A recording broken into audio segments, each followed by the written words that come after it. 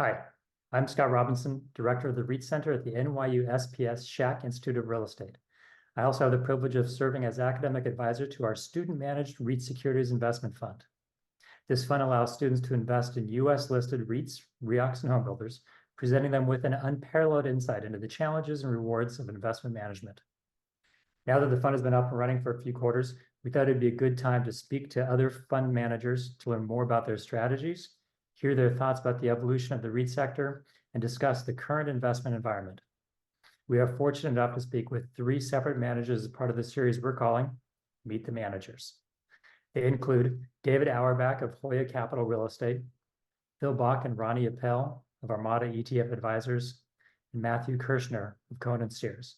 We appreciate their time and support and hope you enjoy these discussions. All right, well, thank you everybody for joining us today. I'm Scott Robinson, Professor of Capital Markets and Director of the REIT Center at NYU Schack.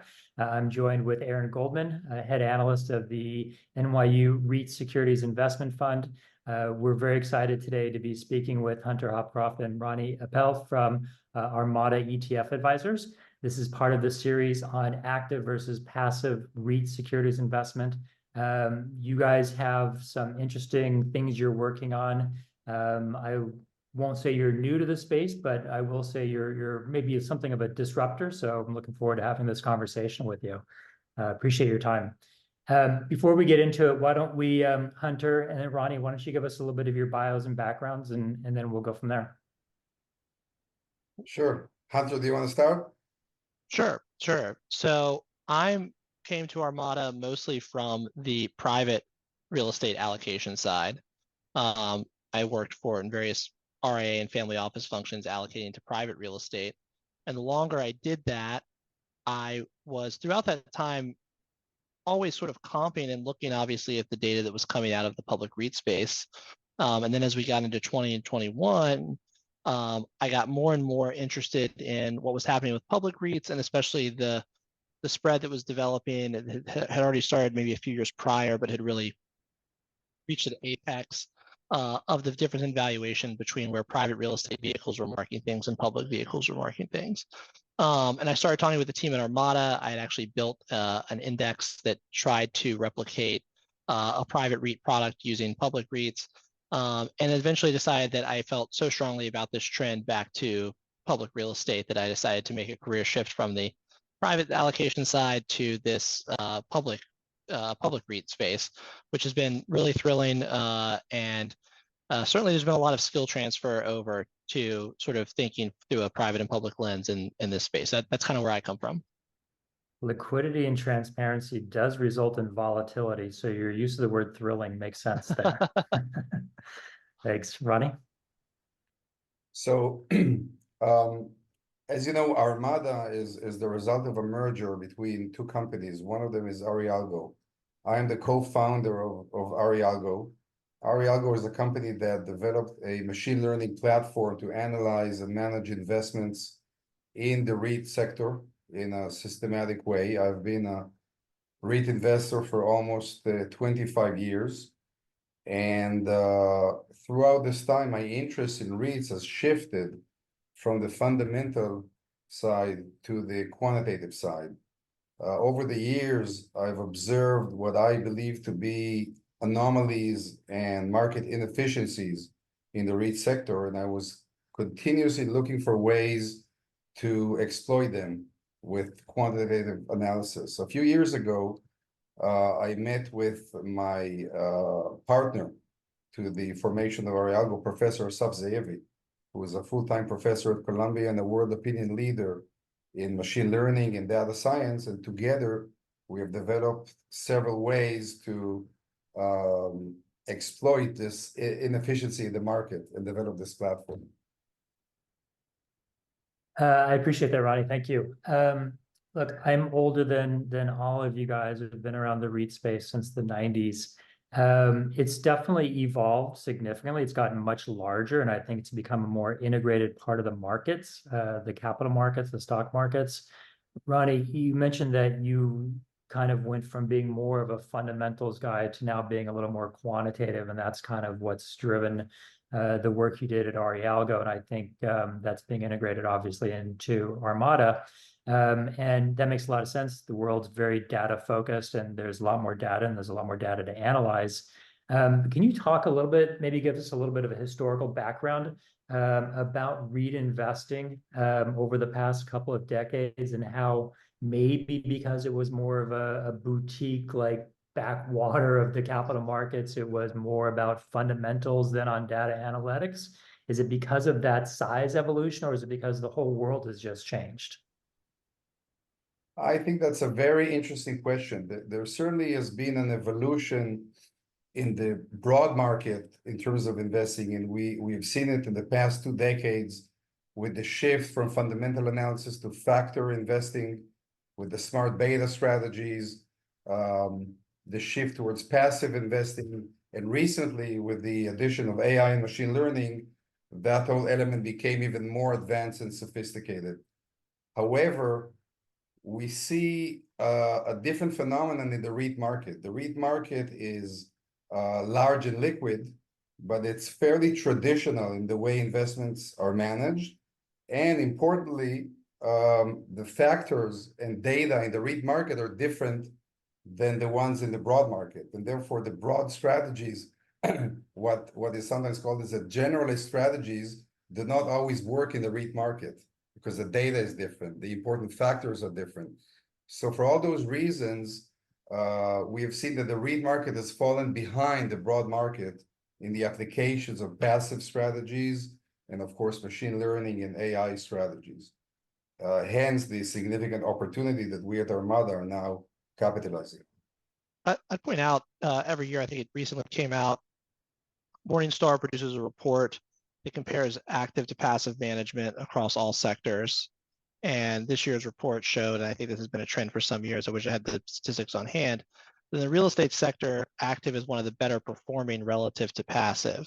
It doesn't, not to say that most active funds outperform passive, but there's more that do than relative to the other sectors, which I think is interesting. And without extending that finding into a verdict on an efficient market hypothesis, I do think it speaks to Roni's point that the factors and the elements that go into REIT investing are fundamentally different than they are for the broader market.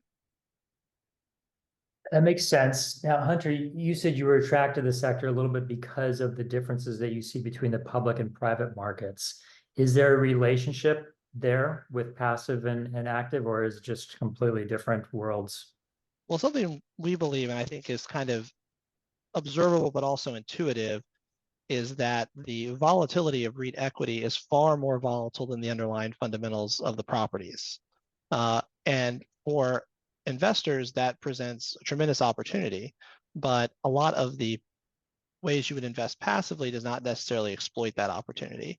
And so a lot of our work, a lot of Roni's work is, I think, taking that sort of high level intuition that, hey, underneath this data, there's something else going on, and looking for ways to exploit it. So how would you generally describe, especially for my REIT securities fund students, the difference between active and passive? Should my students just go buy an ETF and call it a day, an index fund? Or should they think about that, but then try to adjust maybe benchmark, overweight, underweight things? Or is there something even more fundamentally different between passive and active? So first, I think it is important to define passive investing. What is passive investing? It is a combination of a company selection rules and portfolio management rules, and it could be any rules, as long as this combination generates a strategy that is automatic and works without human intervention and without human discretion. That's not to say that there can be a layer of human oversight in addition to a passive strategy, but let's put that aside for now. So this is a passive strategy. The classic example of a passive strategy is market cap index, like the S&P 500. And typically when people say passive, they mean index investing. But there's a lot to passive beyond index investing. It is actually becoming a known fact in the market that market cap weighted indexes, although they perform better than perhaps 90% of investors, they still leave money on the table. And there can be passive strategies that perform better than market cap weighted index. And part of what we do at Armada is trying to zero in on these passive strategies in order to perform better than the benchmark, which is typically a market cap weighted index. Now, a whole different discussion is how do you create an advanced passive strategy that will outperform market cap weighted index? And that's a very interesting topic that I'll be happy to expand on. So, and Aaron, feel free to jump in anytime. You said that, passive strategies are more rules based. Hunter, is it really that simple? So just, I guess that would be the same as me saying, well, gosh, office fundamentals are deteriorating. So rule number one, we're out of office. Rule number two, right? It's not quite that simple. Well, it's interesting because as Roni pointed out, an index fund uses the world's simplest rule. Bigger equals bigger. The larger the market cap, the larger the weight in portfolio. So in that way, it's kind of the world's dumbest algorithm. And I think it's not a stretch to say if you take that a few steps further or worked on maybe making something that was a little bit more nuanced, you could potentially outperform. I think what makes the REIT space different, and I think where the frontier with some of the quantitative tools that we're developing or that are being developed broadly in machine learning, is that those relationships might not necessarily be fixed. Is that there's a combination of factors and that some of those factors perform well during certain economic environments and worse during others. And I think that's really the frontier of where passive factor investing and now what we're working on with AI and machine learning can take us to that next level. Where that relates to REITs and real estate is really interesting to me, and this gets back to sort of the private and public dichotomy, is that real estate is an area where there's a tremendous amount of data collection, creation, and distribution, perhaps more so than any other sector, that we can look at relatively real-time information about rental rates in various markets. We can look at the CMBS performance of specific buildings. And I don't know if there's any other asset class where you have that much visibility in real time to what's happening in a market that's should be largely homogeneous and represented in what you have in a public portfolio. And let me add to it that, generally speaking, the more sophisticated a passive strategy is, the more it's likely to succeed. That's not to say that a simple strategy cannot succeed. And I'll give you an example. In our research and backtesting, we have concluded that for certain sectors in the REIT market, such as residential, an equal weight strategy, a passive strategy, which is equal weight residential sector, outperforms the REIT index, at least historically, by a pretty significant margin. We saw between 200 and 300 basis points a year of outperformance. That may or may not continue going forward, but that can serve as an example of a very simple passive strategy that can work very well for long periods of time. With that said, we clearly see that in order for a passive strategy to succeed, you need to employ factors and models that are sophisticated and advanced enough such that they contain information in them. And the more advanced your factors are, the more likely you are to succeed in the passive strategy. So using very simple factors that are known to the market, but just putting them together in the right combination may result in a 50 to 100 basis point alpha over the index. Using more advanced models and machine learning can expand that margin by significantly. We did some research, and this is not something that we're necessarily currently deploying in portfolios, but it was some research that we did. If you look at market cap weighting, we were saying, well, that's interesting. I mean, obviously that strategy performs, but then we looked at something like net debt to EBITDA, how levered a REIT was. And I did a scatter plot of market cap to net debt to EBITDA. Really basic. You can run it on almost any program. It's not necessarily REIT specific, but it turns out that the largest REITs tend to be lower leverage. And so perhaps doing a system that looked at lower leverage, you would still get the exposure to market cap that you were looking for in a cap weighted, but you would be accessing it through sort of a different metric that got you the similar exposures. But you might also pick up smaller REITs that were also lower leverage, and that perhaps there was something there. So that's kind of what, there's the simplest version, and then there's sort of the underlying reasons for those. Are large REITs large because they're lower leverage, or because they're large they have lower leverage? I think that's interesting things to dive into. Right. Aaron, sorry, one quick follow-up there, Hunter. So would you also want to look at directionality of leverage as like a leading indicator? So if somebody's been paying down debt over the last couple of quarters, is that going to be an indicator that they're going to be lower leverage, and maybe you want to migrate there? I can say that first, this sounds like an innovative idea by itself. I don't know if this was ever tested. I would say that intuitively, if that can be defined as a factor, clearly, it needs to be well defined and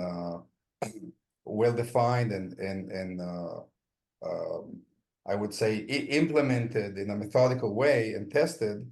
But intuitively, it sounds to me like this is a factor that contains information, and therefore, either by itself or in combination with other factors, it could generate results. You see, though, this is a great example of the sort of compounding complexity of these questions, and why sort of traditional quantitative methods, or in our case, using advanced quantitative methods like machine learning, can be very useful. Early on, I think a phrase that sticks out to me as I was sort of getting up to speed with the technology was that machine learning looks for both intuitive and unintuitive relationships. And that's very compelling to me, because there's lots of people that are constantly mining data for intuitive relationships. But if you can uncover an unintuitive relationship, there's potentially real value there. And relationships could be linear and non-linear. So, for example, we look at certain factors such as Sharpe ratios, and we can see clearly that Sharpe ratios of REIT securities are correlated to future returns, but in a non-linear way. So once the Sharpes are between certain ranges, there is very little correlation. But above and below certain ranges, or let's say in the extremes, the correlation starts to increase quickly. And therefore, this is exactly the type of thing that machine learning can exploit, but for a human, it's much harder. As you guys explain different factors and how the data comes back to you, can you talk a little bit about the decision making that happens either at the algorithm level or at the managerial level and investment decision point? Sure.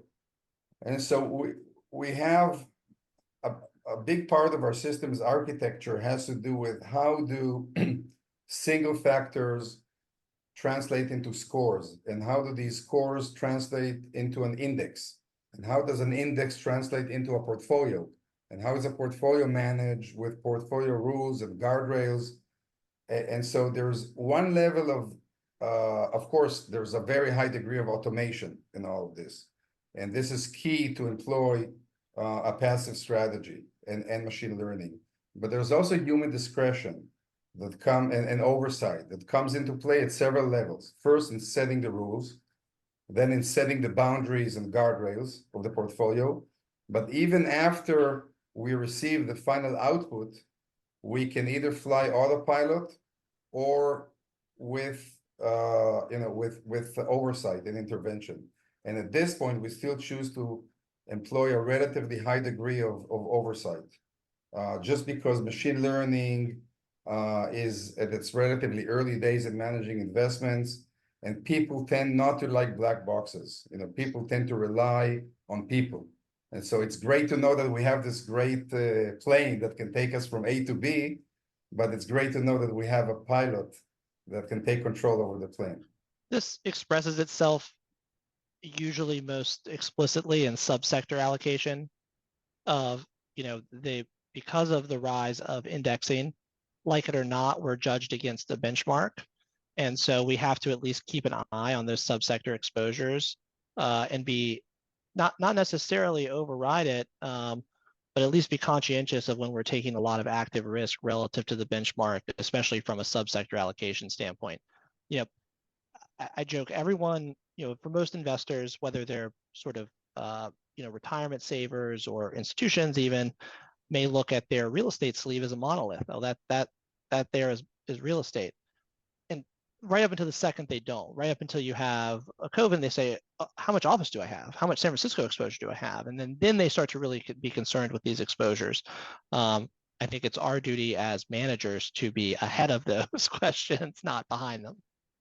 One of the interesting properties of machine learning and AI is that it never gets embarrassed. And so it can definitely happen that we'll see the output of the portfolio and see 23% exposure to office, where the market weight of office is only 7%. Yeah, 7-8%. And people are looking to see less office than the market exposure. And so at this point, we may look and say, no, it makes sense, or office is oversold, or we may say, no, we don't feel comfortable with 23%. Let's reduce it to market weight. Yeah, but to Roni's point, machine learning isn't embarrassed to come into the investment committee and say, I think we should be 23% in office. Exactly.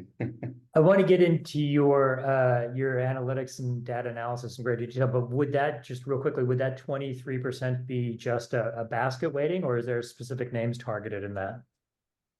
Not saying that you're advocating that, but the machine would say. Well, at least in the architecture of our system, the decisions are made mostly on a company by company level.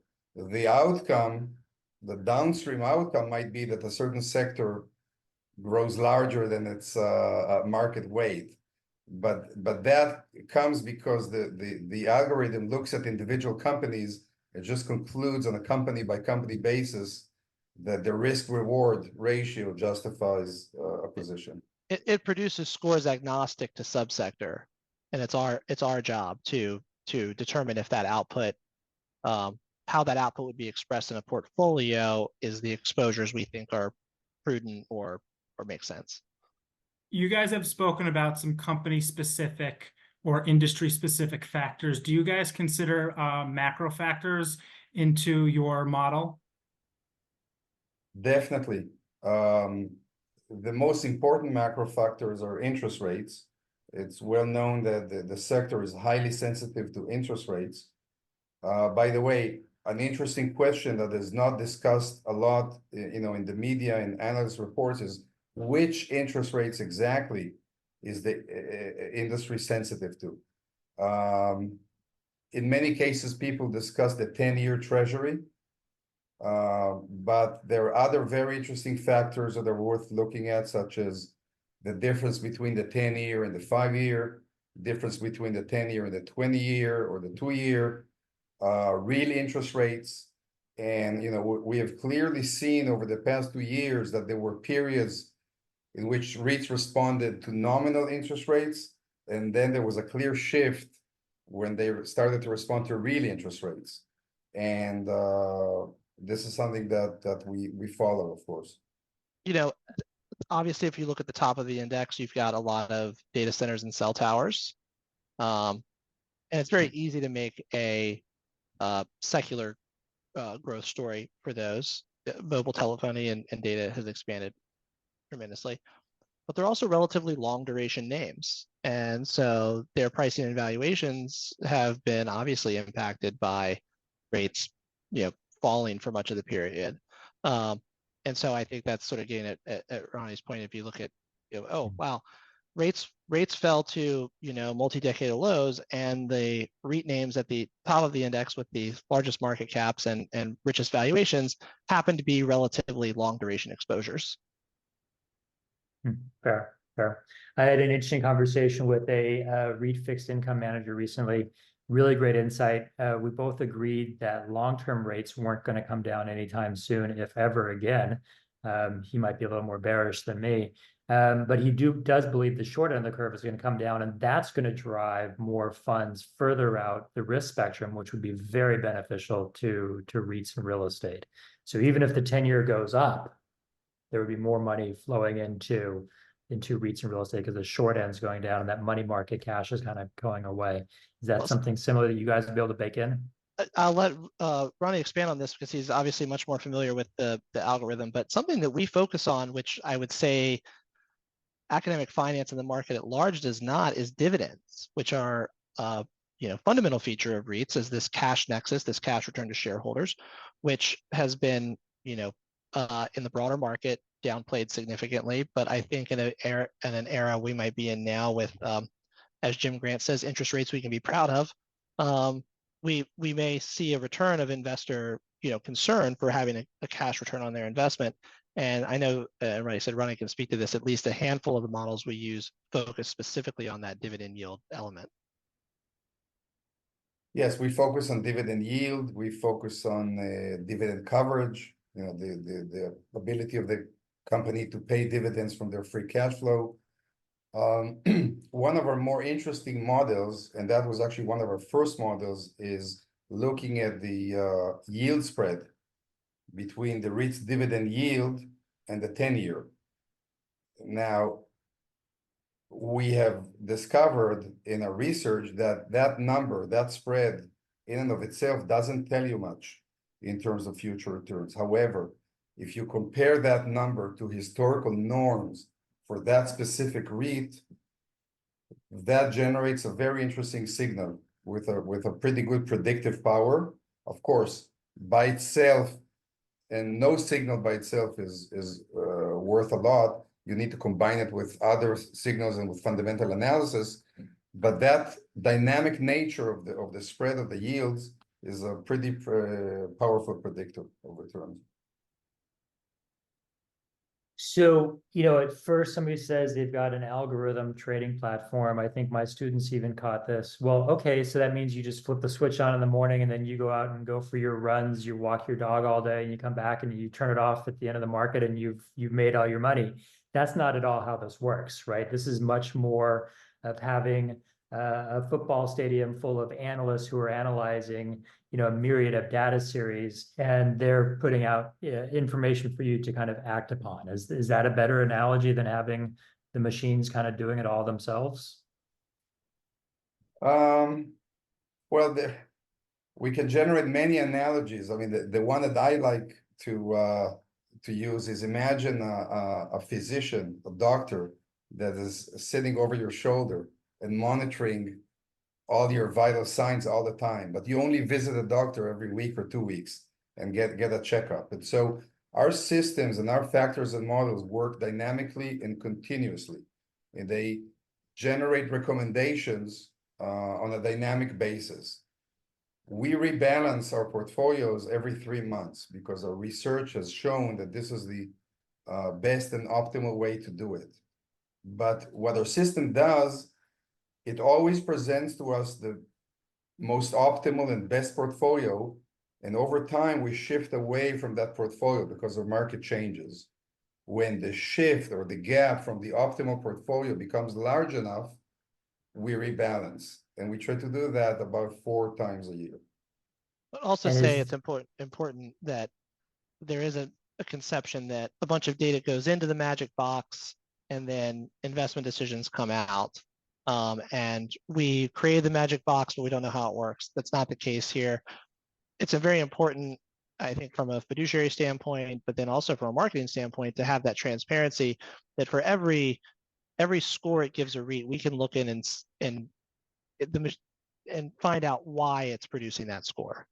It doesn't mean that we override it or say, well, we don't think that's as valuable, but we do have the transparency and the visibility to know where this output is coming from at any given point in time. And I'll add to it that in order to avoid the black box challenge, and it is a challenge every time you're dealing with AI and machine learning, we designed the architecture of our system in a way that didn't allow machine learning and AI to dominate the decision making in our system. So what we did is we allowed a certain area for machine learning to vote their votes, but this is only part of a series of models, and the weight of the machine learning models is not 100%. It's less than that.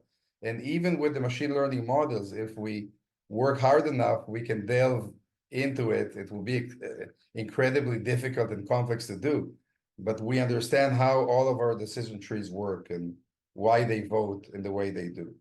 And if you were an allocator that came to us and said, I love what you're doing, but I just can't stand having that much tracking error, we could easily change the weights and increase the weight of market cap to reduce tracking error, and then let the system produce its results. So it's highly customizable. It's not as though we've built the airplane and now we're flying, and you like it or you don't. I'll give you an example. We recently started to work with a very large account, an 8-figure account, and they gave us some very stiff guidelines as it relates to market cap, tracking error, sector limitations. We employed all of them, and we were still left with about 100 REITs of the total of about 200 in the market. That still left 100 REITs, which left us sufficient room to maneuver and construct an optimal portfolio. Aaron, did I see you? Yeah. So I'm going to ask a little bit about the products that you guys have. It sounds like you do specific products for institutions that are outside of what's traded in the market that retail can buy. Can you talk a little bit about that? Hunter, you want to talk about the public products? Sure. So we do have ETFs, but again, we're working on licensing indices and doing custom solutions. And the product that Roni was just talking about, for example, was for a life insurance company that wanted an index to construct a swap around. And so there's a variety of outputs we can create. And that is kind of the benefit of having a more quantitative or systematic approach, is that you do have these dials you can turn. If someone wants to say, I'm more concerned with dividend yield, or I'm more concerned with lower volatility, or I'm most concerned with having a low tracking error. When you have a quantitative or systematic system, those are much easier to accommodate than sort of from a fundamental top-down approach. So one way to look at our product range is that we have the brain. We have the brain that has the most important skill, and that is to deploy capital efficiently in the REIT sector. That can translate into a broad range of products, starting with ETFs, private funds, swaps, notes.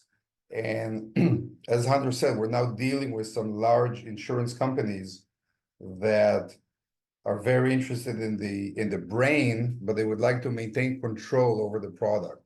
And so we open a swap product for them where they can instantly turn it on and off, and we just provide the advice on how to deploy the capital. So we can work in any number of ways with clients.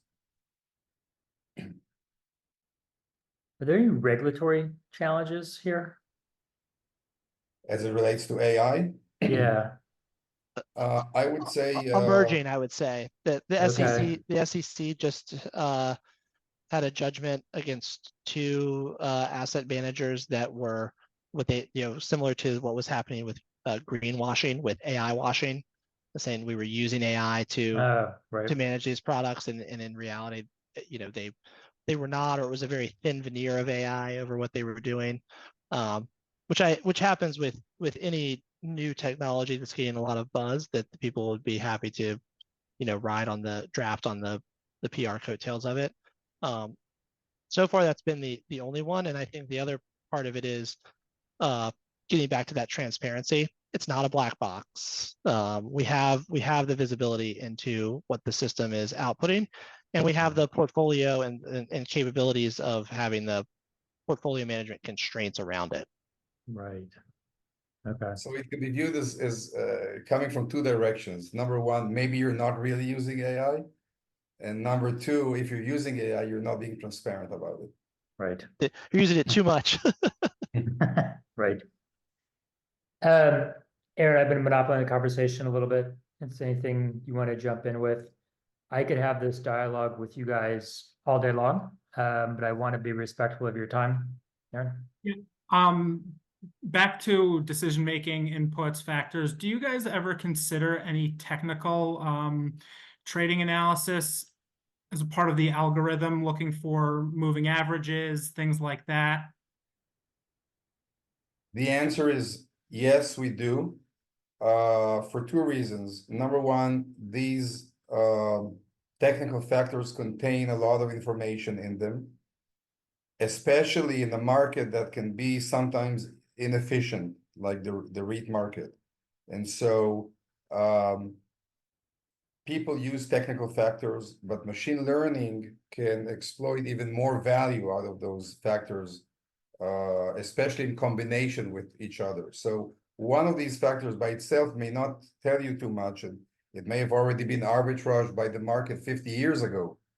But in certain, one of the hallmarks of machine learning and AI is finding clusters of factors and clusters of elements that by itself do not possess much value, but in combination have a lot of value. And this is what we're doing in the system. Yeah. I think this is the importance of having a dispassionate system that generates scores based on a variety of factors. Office might be a good example here. Office has been very oversold and it's looked very cheap for a long time on a fundamental basis, but it's not going to move up in the rankings until it has momentum. And that's going to add to that score, where if it doesn't have momentum, it's not going to get the benefit of that score. And again, that's not to say that's not something that a human analyst couldn't also do, but I think it's important to have the dispassionate element of a computer generating those scores, where you say, well, the momentum's not there, but the fundamentals, we're going to go in now. Is there any way that you can anticipate that momentum if you have enough property level data? You could see in specific regions, specific to office, like occupancy is improving for this company, so maybe that momentum will come now that some of the fundamentals are improving. This is something we're working on, and we've just started putting together this MSA level data and trying to track it and do there's obviously a degree in the past years that the public markets lead the private markets, at least on valuation. The degree to which they lead or lag on the underlying fundamentals of the market with regard to rent growth, occupancy, job growth, et cetera, I think is an open question. There's been some academic research on it, but not a ton. And I think that is the next frontier for us. And what I was getting at with the seemingly ever expanding body of real estate data and the rate at which it's being collected, even things like Placer AI now, where you can virtually monitor office and retail foot traffic in real time, and how that will ultimately feed through the public markets, I think will be very, very interesting frontier. This is the first time I've heard you use the word valuation. Does that come into the model? Say that again, Scott, sorry. This is the first time I've heard you guys speak to valuation. A lot of REIT investors are talking about NAV, discounts, premiums to NAV. I assume valuation is part of this. It's not just behavioral finance and momentum trades, but. Yes, of course. I mean, valuations, NAVs, cap rates. I mean, these are models and factors that we're, of course, using. We didn't talk much today about fundamental analysis. And the reason is that for us, this is the fundamental layer. So, one way to view our approach is like a layered cake approach. where the basic layer is a fundamental analysis, which everyone is doing and we're doing and we have to do, because we still believe that that explains most of the movements of REIT securities. What we're more interested in are the top layers of the layered cake approach, which are the factors, the machine learning and AI, the market regimes. Obviously, most of our attention is there, but it all starts with fundamental analysis and valuations. Everyone's doing it, and we have to do it in order not to fall behind the market. There's a Dr. Zevi gave me a really great way of thinking about where the value of this machine learning comes in, and it'll speak to your valuation question. And sort of like when I said, everyone's doing this work. So if you were to build some sort of regression model, like a Fama French, I won't get into my issues with Fama French, the time constraints, but like a regression model like Fama French, you would end up with an X and Y axis and your dots, and then you would have your line that goes through that. And that would be your regression model for these REIT returns. Well, there's going to be an error term in there. The dots aren't going to lie perfectly on. And what machine learning is great at is mining those error terms for the last little bit of signal that's left in them. And so if we can start with getting a better line and then use machine learning to start looking for the little bit of signal left in that error, I think we have something really, really valuable, and valuation plays into that. But I think it's important, as we've discussed here today, that you be dispassionate about how important it is relative to the other elements of price and returns. The one way to look at it is that there are no strong signals in the market. So strong signals were arbitraged away probably during the Great Depression 100 years ago. What is left in the market today are numerous signals that are so weak that they cannot be observed with the naked eye. And machine learning is like the telescope that looks further into the sky. It can see weak signals and aggregate them into meaningful signals in what was previously considered as noise. Well, look, the entire world is starting to appreciate that data is the basis of everything. Data analytics comes from that. And it sounds like every REIT investment manager is going to have to evolve to what you're doing. We believe so. And well we put. believe that we're Was that my most softball the... question? Awesome. Well, guys, thank you so much for your time here today. This insight's been amazing, very intriguing. I definitely want to keep this conversation going. We'll have some other events and engagements with you guys over the coming weeks, months, quarters, and look forward to seeing you hopefully at the symposium next month. Thank Absolutely. you, Scott. Looking forward. Thank you. Awesome. Great meeting you, Aaron. Yes, likewise. Thank you. Thank you.